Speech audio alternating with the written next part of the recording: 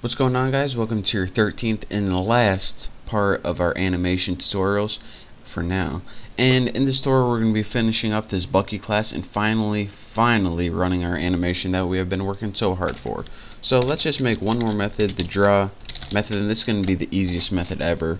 Make it public void, just name it draw. We have to, since we named this draw up here. And of course it's going to take that G graphics parameter. So graphics G, and in your body go ahead and we need to draw the background in whatever the image is. So put G dot draw image, and yep, it's gonna give me like 8,000 parameters. I had a feeling that would happen. Draw image, and of course the image you want to draw the background at 0 0 since you want to appear in the top left, and just put null. Don't need to worry about that. And now what it's going to draw is G.draw image, get about 1,000,000 parameters, and then go ahead and type in, for your first one, you wanna draw this image depending on what the image is, either me with my eyes closed or open, and we don't know. We're going to let our program decide that. So what we do is we made a method in our animation, if you can remember, called get image. That's why we made that, and we want it to draw at, well, we'll just draw it at 0 0 to make it easier. And for your image observer, just put null. And if you're remembering, alright, this A get image, let's see if I can find it right here, it gets the current image. So depending on whether it needs me with my eyes closed or eyes open, that's what one it gets. So now when you draw image, you don't have to write code in here. All you have to write is that one method, and it gets the image to draw and draws it out.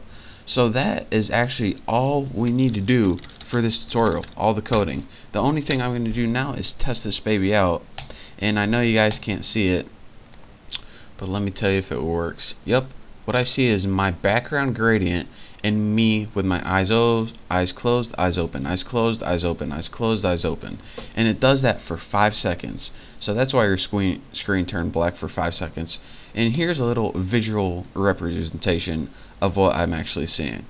So it starts out me, and I would have a background, of course, aside from white, and it pretty much looks like this.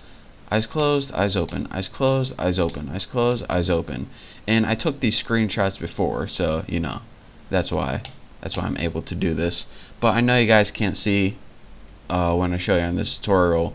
Whenever we do the animations, kind of sucks, but hey, with my screen recorder software, you got to deal with it, I guess. I'm trying. So that is how you pretty much animate cartoon style or still static animation, whatever you want to call it, in Java. There's also animation where you have like a face like this, and instead of just changing the image itself, it would like move around the screen, and that's what animation we're going to be learning later on. And both of these are very necessary to Java. And if you're wondering, alright, do you ever use a style of animation? Heck yeah. Like in Super Mario Brothers, where it's like the same image, but he has like his arms up and down when he's running. What they did is they just took one image and they changed his arms and legs to give us the appearance of him running. So if we ever wanted to do something like that, like make a cartoon character run, this is the kind of animation we would use. We would change the picture itself and also change the location, and that would give the appearance of him running. So you know, it's really useful. So I would suggest watching all these tutorials again until you fully understand and got a good grasp, and then you're ready to move on to the next series or next tutorial in my game programming. But thank you guys for watching right now. I can't wait to get more in depth and start creating some awesome stuff. Don't forget to subscribe, and I'll see you next tutorial.